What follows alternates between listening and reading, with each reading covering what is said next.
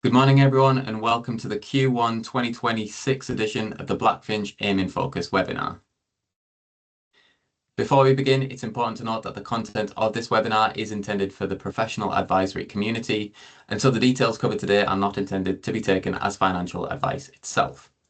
As always, if you'd like to submit a question prior to the webinar for us to discuss, please use the contact information contained in the sign-up page or simply email eventswebinars@blackfinch.com.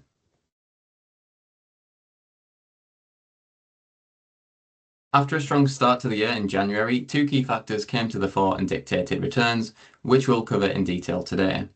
Firstly, the rapid development in the capabilities of AI, which impacted some sectors in late January and then a wider cohort through February.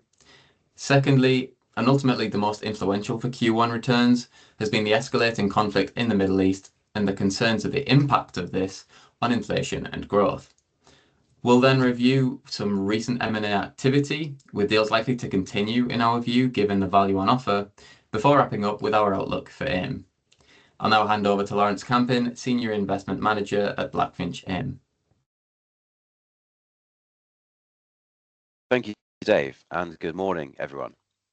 The last quarter has seen continued rapid development in the capabilities of artificial intelligence, which has led to investor unease around how this will impact businesses. While automation and generative capabilities do present a variety of opportunities to optimize operations, it also presents a range of potentially negative impacts, such as cheaper replacement of a company's services or that of its clients.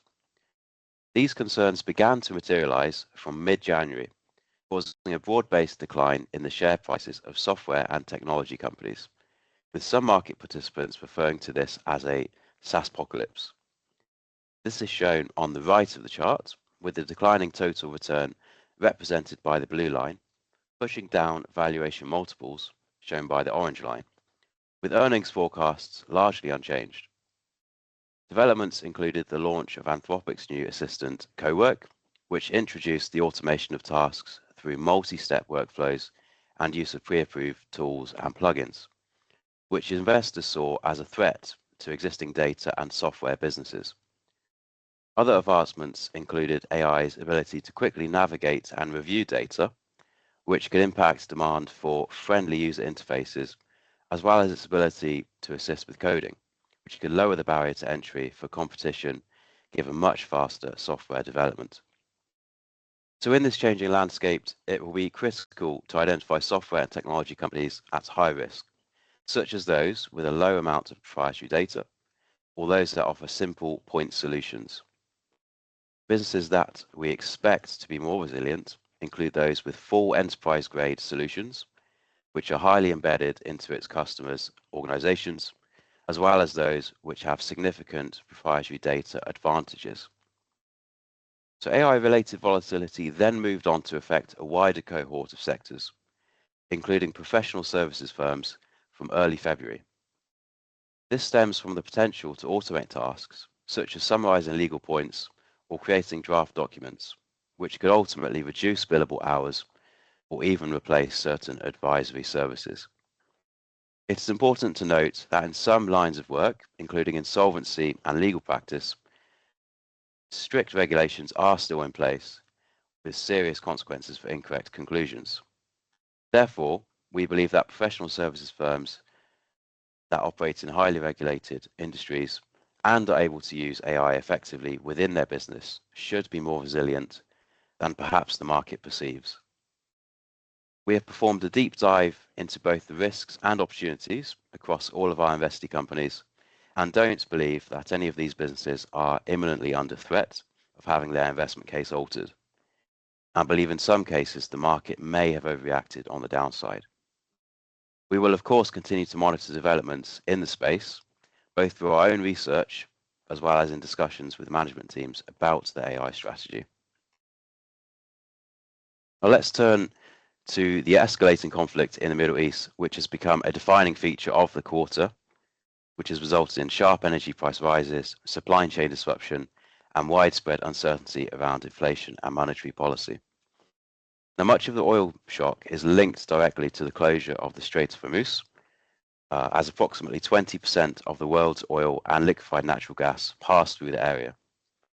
Iran had blocked vessels from traveling through at the end of February, and the US announced their own blockade just last weekend. So throughout March, energy prices climbed significantly. For example, as shown on the chart by the blue line, Brent crude oil hits well over $100 per barrel at the end of the month, representing over a 50% increase during March alone.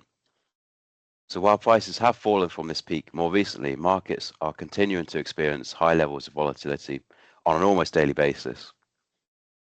So these higher energy prices have resulted in expectations for UK inflation to increase to north of 4% this year, which has caused markets to adjust its thinking on central bank interest rate changes.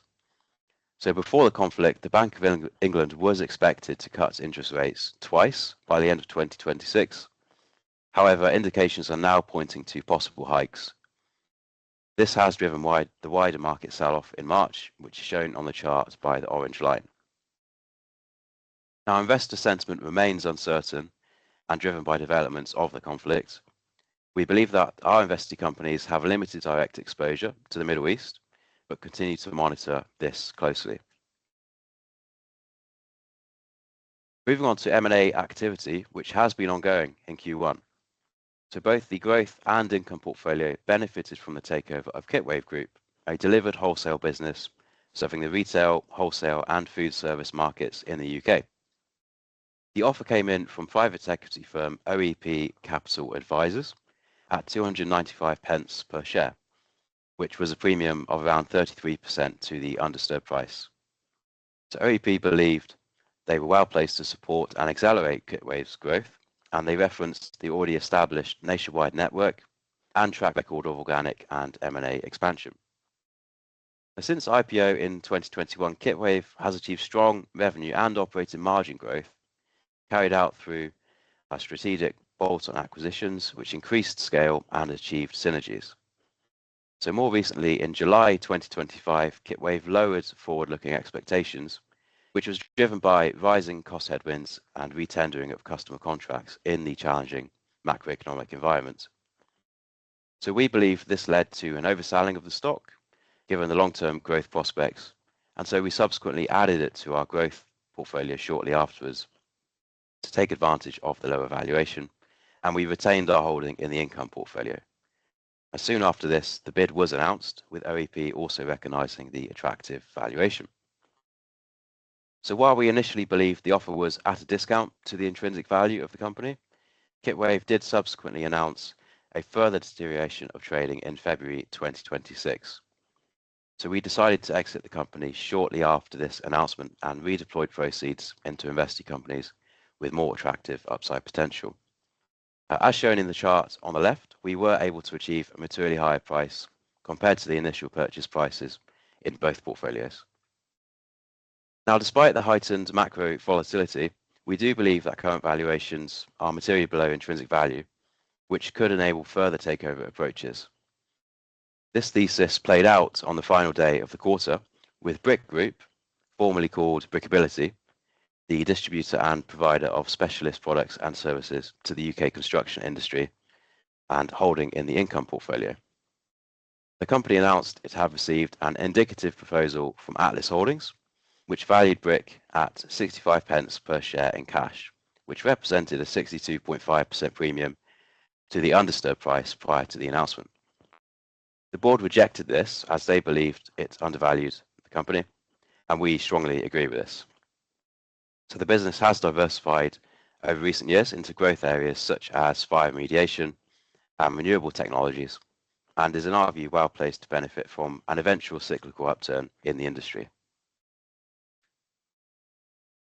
Turning to the outlook for AIM, the combination of elevated energy prices and subdued growth raises the risk of a more prolonged period of economic stagnation, with policymakers balancing inflation risks against a weakening domestic backdrop.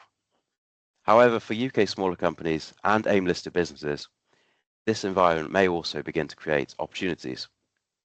So valuations across the AIM market remain discounted relative to the history, and periods of macroeconomic uncertainty have historically coincided with increased corporate activity, which we just covered, including takeovers. So strategic buyers do look to capitalize on dislocations in valuation.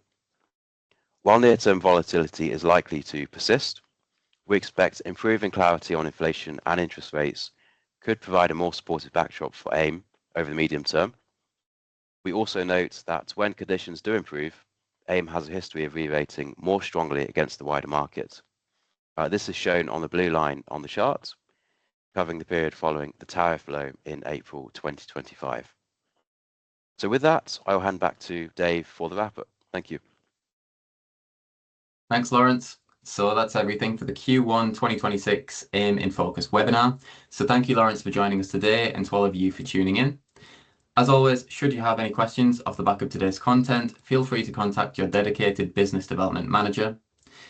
Each webinar will be held on the third Thursday of each new quarter, meaning that the next one will be Thursday, the 16th of July at the same time of 9:30 a.m. We look forward to seeing you there. Bye for now.